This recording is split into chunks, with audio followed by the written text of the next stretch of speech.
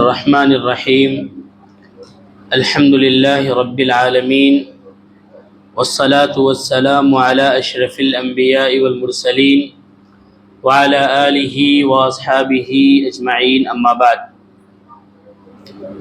قرآن حکیم کے چھٹے پارے کی تفسیر کا خلاصہ پیش کیا جا رہا ہے۔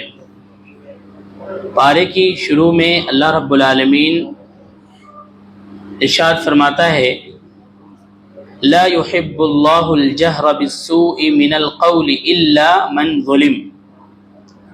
اس میں یہ بتایا گیا ہے کہ کوئی شخص کسی آدمی کے عیوب، نقائص اور اس کے پیٹھ پیچھے اس کی برائی بیان نہ کرے، یعنی کوئی شخص کسی کے پیٹھ پیچھے کسی کے عیوب کو، نقائص کو، کسی کے کمی کو بیان نہ کرے، الا من ظلم، مگر وہ جو مظلوم ہو، جس کے اوپر ظلم کیا گیا ہو، اس کو اللہ رب العالمین نے یہاں مستثنی رکھا، الگ رکھا۔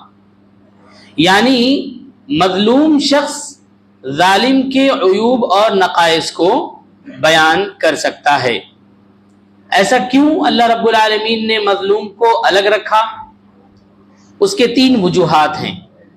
تین وجوہات کے بنیاد پر ایک مظلوم ظالم کے عیوب و نقائص کو اور اس کی کمی کو بیان کر سکتا ہے اس کے پیٹھ پیچھے۔ پہلی وجہ تو یہ ہے کہ مظلوم ظالم کے عیوب کو کیوں بیان کر سکتا ہے؟ اس لیے کہ ظالم اپنے ظلم سے شاید باز آ جائے، ظالم اپنے ظلم سے شاید باز آ جائے، اسی لیے یہ مظلوم کو اجازت دی گئی ہے کہ وہ اس کے پیٹھ پیچھے اس کی برائی کو بیان کر سکتا ہے، اس کی کمی کو بیان کر سکتا ہے۔ ایک واقعہ پیش آیا تھا، نبی اکرم صلی اللہ علیہ وسلم کے پاس ایک شخص آیا یہ شکایت لے کر کہ اللہ کے رسول صلی اللہ علیہ وسلم، ہمارا پڑوسی جو ہے وہ بہت بڑا ظالم ہے، ہمیشہ ہمیں ستاتا ہے، ہمیشہ اس سے ہمیں تکلیف پہنچتی ہے۔ یہ بات سن کر آپ صلی اللہ علیہ وسلم نے کہا کہ اذهب فاطرح متاعك في الطريق، تم ایسا کرو، میرا مشورہ ہے کہ تم جاؤ اور اپنے گھر کے ساز و سامان کو نکال کر باہر راستے پہ رکھ دو۔ اس نے ایسا ہی کیا۔ اب وہاں سے جو شخص بھی گزرتا تو وہ پوچھتا کہ تم نے یہ کیا کیا ہے، تم نے اپنے سامان کو باہر کیوں نکالا ہے؟ تو وہ شخص اس شخص کی برائی کرتا کہ ہمارا پڑوسی ہے جو ہمیں ہمیشہ ستاتا ہے، ہمیشہ ہمیں تکلیف میں مبتلا رکھتا ہے، اس کے اندر یہ کمیاں ہیں، اس کے اندر یہ خامیاں ہیں۔ ہر گزرنے والا شخص پوچھتا تو وہ یہی بیان کرتا، اور فعل اللہ به فعل وفعل، اور ہر شخص جو گزرتا وہ یہ سننے کے بعد کہتا اللہ رب العالمین اس کے ساتھ ایسا کرے، ایسا کرے، یعنی اسے برا بھلا کہتا۔ یہ بات وہ جو اس کا پڑوسی تھا جب اسے معلوم ہوا تو وہ آیا اور کہا کہ تم اپنے ساز و سامان کو اندر رکھ لو، اب ہماری جانب سے تمہیں کوئی بھی تکلیف نہیں پہنچے گی۔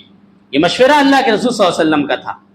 تو گویا کہ مظلوم کو جس کے اوپر ظلم کیا جائے اس کو یہ حق ہے کہ وہ ظالم کے کمیوں کو، اس کے عیوب اور اس کے نقائص کو لوگوں کے سامنے بیان کر سکتا ہے۔ پہلی وجہ یہ کہ کہیں ظالم اپنے ظلم سے باز آ جائے۔ دوسری وجہ یہ بتائی گئی ہے کہ ظالم کے عیوب اور اس کے برے خصلت سے دوسرے لوگوں کو محفوظ کیا جائے۔ یعنی ایک ظالم کسی کے اوپر اگر ظلم کر رہا ہے، بہت ساری پریشانیاں ہوتی ہیں، طرح طرح کی تکلیفیں ہوتی ہیں، تو وہ ظالم ایک شخص کو تکلیف دے رہا ہے، اب اس کی اس تکلیف کو، اس کی کمیوں کو بیان کرے تاکہ دوسرے لوگ اس سے محفوظ ہوں۔ اس لیے مظلوم ظالم کے عیوب کو، نقائص کو بیان کر سکتا ہے۔ اسی طریقے سے تیسری وجہ بیان کی گئی کہ مظلوم کا دل ٹھنڈا ہو جائے۔ جس کے اوپر ظلم کیا جا رہا ہے تو ظاہر سی بات ہے وہ دلی تکلیف میں مبتلا ہے۔ اب اگر وہ اپنے دل میں تکلیف کو لیے رہے تو کہیں کوئی دوسرا قدم نہ اٹھا لے، شیطان دوسرا قدم اٹھانے پہ نہ مجبور کر دے، اسے مار پیٹ کرے، اسے گالی گلوچ کرے، یہاں تک کہ جب غصے کی حالت میں ایک شخص دوسرے کو قتل بھی کر سکتا ہے، وہ نوبت نہ آئے۔ اسی لیے مظلوم اپنے دل کو ٹھنڈا کرنے کے لیے اس کے عیوب و نقائص کو دوسروں کے سامنے بیان کر سکتا ہے۔ یہ 3 وجوہات ہیں جس کی بنیاد پر اللہ رب العالمین نے مظلوم کو الگ رکھا کہ مظلوم بیان کر سکتا ہے، عام آدمی اس کے پیٹھ پیچھے کسی کی برائی کو بیان نہیں کر سکتا۔ اس کے بعد اس میں اللہ رب العالمین آگے ارشاد فرماتا ہے ان تبدوا خیرا او تخفوه او تعفوا عن سوء فإن اللہ کان عفوا قدیرا۔ یہاں یہ بتایا جا رہا ہے کہ اللہ تعالی اپنے بندوں میں یہ اخلاق پیدا کرنا چاہتا ہے کہ دوسرے لوگ اگر آپ کے ساتھ بد اخلاقی کریں تو ان کی ان بد اخلاقیوں کو آپ اگنور کرتے ہوئے چلے، ان کی ان بد اخلاقیوں کو آپ نظر انداز کر دیں۔ کیوں نظر انداز کر دیں؟ اس لیے کہ اللہ تعالی آپ کی بہت ساری غلطیوں کو، آپ کی بہت ساری لغزشوں کو، بہت سارے جرم و جرائم کو یوں ہی نظر انداز کرتا رہتا ہے، باوجود یہ کہ اللہ رب العالمین قدرت رکھتا ہے کہ آپ کے اس گناہوں پر پکڑ کر سکے، آپ کی اس لغزشوں کو اللہ رب العالمین آپ کے اس جرم کی سزا اس دنیا میں دے سکے، اس کے باوجود اللہ رب العالمین قدرت رکھنے کے باوجود عفو قدیرہ کہا گیا، قدرت رکھنے کے باوجود اللہ آپ کو معاف کرتا رہتا ہے۔ تو جب اللہ رب العالمین آپ کو معاف کرتا ہے تو اپنے بھائیوں کو بھی آپ نظر انداز کرتے ہوئے چلے، یہ بہت ہی اعلیٰ اخلاق ہے۔ آپ صلی اللہ علیہ وسلم کی زندگی آپ دیکھیں کہ آپ کے ساتھ اگر کوئی برائی کرتا تو آپ اسے معاف کر دیا کرتے تھے، برائی کا بدلہ برائی سے نہیں لیتے۔ یہ آپ صلی اللہ علیہ وسلم کا اعلیٰ اخلاق تھا۔ اسی اخلاق کو یہاں پر اللہ رب العالمین نے بیان کیا کہ فَإِنَّ اللَّهَ كَانَ عَفُوًّا قَدِيرًا، اللہ تعالیٰ قدرت رکھتا ہے کہ آپ سے بدلہ لے سکے، پھر بھی اللہ رب العالمین آپ کو معاف کرتا ہے۔ تو آپ اپنے بھائیوں کے غلطیوں کو، بد اخلاقیوں کو، ان کے لغزشوں کو بھی آپ درگزر کرتے رہیں۔ اس کے بعد یہ بتایا گیا ہے کہ بعض رسولوں پر ایمان لانا اور بعض پر ایمان نہ لانا یہ کل کے انکار کے مترادف ہے۔ یعنی یہ کہنا کہ ہم نے محمد صلی اللہ علیہ وسلم پہ ایمان لایا اور ہم موسیٰ علیہ السلام پر ایمان نہیں لاتے، یا آپ موسیٰ علیہ السلام پر ایمان لاتے ہیں، محمد صلی اللہ علیہ وسلم پر ایمان نہیں لاتے۔ تو بعض رسولوں پر ایمان لانا اور بعض کا انکار کر دینا یہ کل کے انکار کے مترادف ہے۔ یعنی اللہ رب العالمین نے جتنے بھی انبیاء اور رسول آئے اس دنیا میں سب کو اللہ رب العالمین نے بھیجا۔ اب کوئی شخص موسیٰ علیہ السلام کو اپنا نبی مان لے اور محمد صلی اللہ علیہ وسلم کا انکار کر دے، عیسیٰ علیہ السلام کو نبی مانے، موسیٰ علیہ السلام کا انکار کر دے، تو گویا کہ اللہ رب العالمین نے سارے انبیاء کو بھیجا، ان کے بھیجے ہوئے بعض انبیاء پر ایمان لانا اور بعض پر ایمان نہ لانا، گویا کہ سب سے پہلے تو اللہ کا انکار ہوا اور پھر نبیوں کا بھی انکار ہوا۔ گویا کہ بعض کے انکار سے آپ کیا کرتے ہیں، اللہ کا بھی انکار کرتے ہیں اور سارے نبیوں کا بھی انکار کر دیتے ہیں۔ اسی لیے اس سے منع کیا گیا اور تمام نبیوں اور رسولوں پر ہمیں ایمان لانا ہے۔ فرق یہ ہے کہ ہم ایمان تو لاتے ہیں گزرے ہوئے تمام انبیاء اور رسول پہ کہ وہ اللہ کے نبی تھے، وہ اللہ کے رسول تھے، لیکن ہم محمد صلی اللہ علیہ وسلم پر ایمان بھی لاتے ہیں اور ان کی شریعت پر عمل بھی کرتے ہیں۔ گزرے ہوئے انبیاء کی شریعت منسوخ ہے، آپ صلی اللہ علیہ وسلم کی جب شریعت آ گئی تو ہمیں ایمان لانا ہے تمام انبیاء اور رسول پہ۔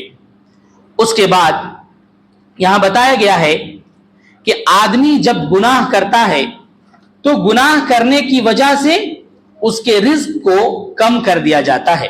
فَبِظُلْمٍ مِّنَ الَّذِينَ هَادُوا حَرَّمْنَا عَلَيْهِمْ، کہ ظلم کی وجہ سے، آپ کے گناہوں کی وجہ سے اللہ رب العالمین اپنے رزق کو کم کر دیتا ہے، نعمتوں کو کم کر دیتا ہے۔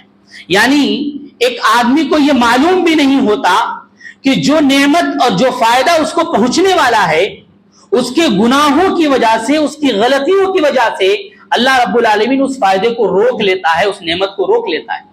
فَبِظُلْمٍ مِّنَ الَّذِينَ هَادُوا حَرَّمْنَا عَلَيْهِمْ مِنَ الطَّيِّبَاتِ، یہودیوں نے ظلم کیا، ان کے ظلم کی وجہ سے اللہ رب العالمین نے طیبات، پاک چیزوں کو حرام کر دیا، یعنی جو پاک چیزیں ہیں، جو ان کا حق تھا، جو نعمتیں ان کو ملنے والی تھی، اللہ رب العالمین نے چھین لیا اور روک لیا۔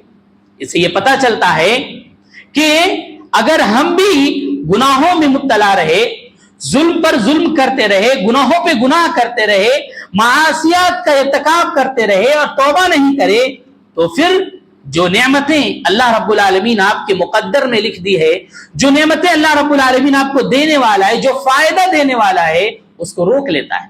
آج لوگ بہت ساری چیزوں میں پریشان ہوتے ہیں، مصیبتوں میں گرفتار ہیں، اور پھر یہ کہتے ہیں کہ ہم دعا بھی کرتے ہیں تو ہماری دعا قبول نہیں ہوتی، یا کیا وجہ ہے کہ ہمیں یہ چیز نہیں مل رہی، ہم بار بار کوشش کرتے ہیں ہمیں کامیابی نہیں مل رہی۔ اس کا مطلب ہے کہ آپ غور کریے، انسان کے پاس جب بھی مصیبت آتی ہے تو وہ اس کے اپنے ہاتھ کی کمائی ہوتی، وما اصابکم من مصیبۃ فبما کسبت ایدیکم، جو بھی مصیبت آتی ہے وہ انسانوں کے ہاتھوں کی کمائی ہوتی ہے۔ دو چیزیں ہو سکتی ہیں، اگر آپ کی دعائیں قبول نہیں ہو رہی یا آپ مصیبتوں میں گرفتار ہیں، آپ وہاں سے نہیں نکل پا رہے، تو دو چیزیں ہو سکتی۔ پہلی چیز تو یہ ہے کہ آپ نے کوئی گناہ کیا ہے جس کی سزا اللہ رب العالمین دے رہا ہے، آپ نے کوئی غلطی کی ہے جس کی وجہ سے اللہ رب العالمین یہ سزا اور یہ مصیبت آپ کو دیے ہوا ہے۔ یا اگر یہ چیز نہیں ہے، آپ کو ایسا لگتا ہے کہ ہم نے کوئی ایسا گناہ نہیں کیا، آپ کو ایسا لگتا ہے کہ آپ نے گناہ نہیں کیا، آپ نے کوئی غلطی نہیں کی، تو سمجھ لیجئے کہ اللہ رب العالمین آپ کو آزمائش میں ڈالے ہوا ہے۔ دو چیزیں ہو سکتی، یا تو آپ کے ہاتھ کی کمائی ہے، یا پھر اللہ رب العالمین آپ کو آزمائش میں مبتلا کیے ہوا ہے کہ دیکھتے ہیں کہ یہ پریشانی اور یہ مصیبت میں میرا بندہ اپنے رب کو یاد کرتا ہے یا بھلا دیتا ہے۔ یہ دو ہی چیزیں ہو سکتی۔ تو انسانوں کے گناہوں کی وجہ سے، اس کی غلطیوں کی وجہ سے، ان کے جو بعض نعمتیں جو اللہ رب العالمین دینے والا ہے اس کو چھین لیتا ہے۔ اسی لیے اپنی گناہوں سے ہمیشہ ہر پل اللہ رب العالمین سے توبہ اور استغفار کرنا چاہیے۔ اس کے بعد یہاں بتایا گیا ہے یہودیوں کے بارے میں، یہودیوں نے کہا انا قتلنا المسیح عیسی ابن مریم رسول اللہ۔ یہودیوں کا ایک قول اللہ رب العالمین یہاں ذکر کر رہا ہے کہ یہ یہودی کتنی ڈھیٹ قوم تھی کہ کس طریقے سے، ایک تو انا قتلنا المسیح عیسی ابن مریم رسول اللہ، وہ یہ کہہ رہے تھے کہ ہم نے عیسیٰ ابن مریم کو قتل کیا۔ انہوں نے صرف یہ نہیں کہا کہ ہم نے عیسیٰ ابن مریم کو قتل کیا، بلکہ ان کا قول یہ ہے کہ قتلنا المسیح عیسی ابن مریم رسول اللہ، ہم نے عیسیٰ ابن مریم کو جو کہ اللہ کے رسول تھے، ہم نے ان کو قتل کیا۔ یہ کتنی ڈھیٹ قوم ہے کہ اللہ کا رسول بھی مان رہی ہے یہ قوم، اس کے باوجود انہوں نے قتل کرنے کی سازش کی۔ اللہ رب العالمین نے اس قوم کے اس قول کو نقل کیا ہے کہ ہم نے عیسیٰ ابن مریم جو کہ اللہ کے رسول تھے، ہم نے اس کو قتل کیا۔ یہ ان کے ڈھیٹ پنی کو اللہ رب العالمین یہاں ظاہر کر رہا ہے، انا قتلنا المسیح عیسی ابن مریم رسول اللہ۔ لیکن اللہ رب العالمین کہتا ہے کہ انہوں نے ان کو قتل نہیں کیا، بلکہ یقینی طور پر انہوں نے ان کو قتل نہیں کیا، بل رفعہ اللہ الیہ، اللہ رب العالمین نے عیسیٰ ابن مریم کو اپنی طرف بلا لیا، بلند کر لیا، رفعہ اللہ الیہ۔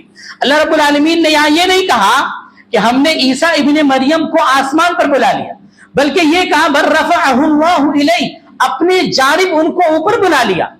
اس سے اللہ رب العالمین کی ایک صفت جو جہت علو ہے کہ اللہ رب العالمین آسمان میں ہے، اوپر اعلیٰ مقام پر ہے، عرش پر ہے، یہ چیز ثابت ہوتی ہے۔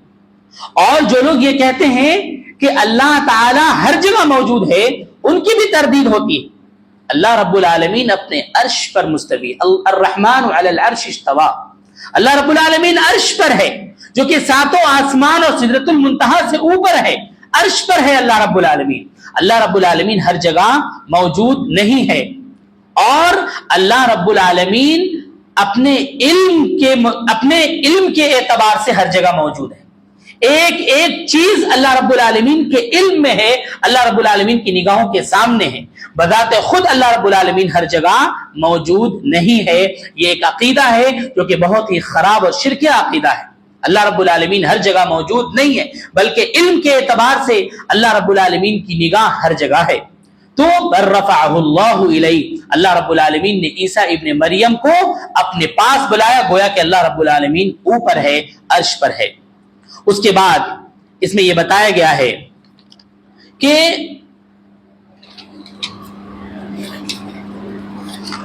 اللہ رب العالمین نے کہا کہ وَرُسُلًا قَدْ قَصَصْنَاهُمْ عَلَيْكَ مِنْ قَبْلُ وَرُسُلًا لَمْ نَقْصُصْهُمْ عَلَيْكَ.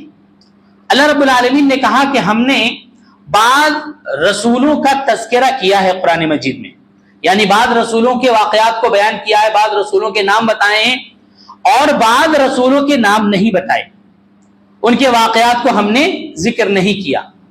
اس چیز کو بیان کرنے کا کیا مقصد ہے کہ ہم نے بعض رسولوں کا ذکر کیا, بعض رسولوں کا ذکر نہیں کیا؟ گویا کہ اللہ رب العالمین یہ بتانا چاہ رہا ہے کہ اصل یہ نہیں ہے کہ کسی کا نام کیا ہے, بلکہ اصل یہ ہے کہ کام کیا ہے اس کا. اللہ رب العالمین نے سارے انبیاء کو بھیجا, جن انبیاء کے ناموں کا تذکرہ کیا اور جن کا نہیں کیا, سارے کے سارے انبیاء اور رسول اس دنیا میں آئے اور اللہ رب العالمین نے جو کام دیا تھا وہ کام لے کر کے آئے اور اپنے اپنے قوم میں گئے اور اللہ رب العالمین کی وحدانیت کی دعوت انہوں نے دی. اسی لیے گویا کہ اللہ رب العالمین کے نزدیک کام اصل ہے کہ کون کام کیا کرتا ہے. آپ عمل کیا کرتے ہیں اللہ رب العالمین وہ دیکھتا ہے. آپ بہت بڑے آدمی ہو جائیں, بہت بڑے ڈاکٹر, انجینئر, کچھ بھی ہو جائیں, بہت بڑے عالم, عابد, زاہد ہو جائیں, اللہ رب العالمین دراصل دیکھتا ہے کہ آپ عمل کیا کر رہے ہیں اور آپ کی نیت کیا ہے. یہ اللہ رب العالمین دیکھنا چاہتا ہے. کون کتنا بڑا عالم ہے, کون کتنا بڑا زاہد ہے, اللہ رب العالمین کے نزدیک وہ کوئی اہمیت نہیں رکھتی اس چیز کو. اسی لیے ہمیں ہمیشہ کوشش کرنا ہے کہ اللہ رب العالمین کے احکامات پر عمل کرتے ہوئے اور خالص نیت کے ساتھ آپ عمل کریں. یہ چیز اللہ رب العالمین دیکھنا چاہتا ہے. یہ چند باتیں تھیں. ہم اللہ رب العالمین سے دعا کرتے ہیں کہ الہ العالمین ہم تمام لوگوں کو نیک بنائے, قرآن اور حدیث کے مطابق زندگی گزارنے والا بنائے. آمین. وما توفیق الا باللہ.